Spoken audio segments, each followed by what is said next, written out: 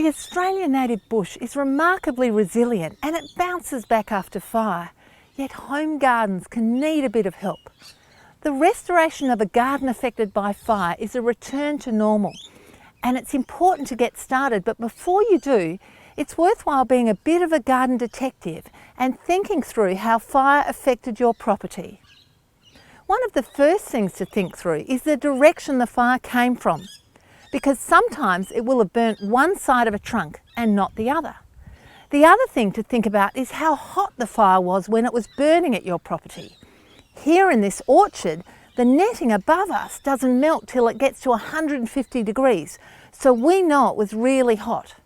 Another thing to consider is how long the fire front took to pass your property. Was it just a few minutes or was it 20 minutes? Then it's thinking through what was actually available to burn at the time of the fire. In this orchard, there was very little growth under the trees when the fire passed, so nothing actually burnt at the base of the trees.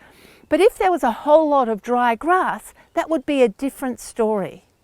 It's also worthwhile thinking about the type of plants that burnt, and were they healthy and hydrated, or were they dry and sick already? So if a plant was healthy and it was well watered, it may well be more resilient to a level of fire damage than a plant that was already stressed and sick.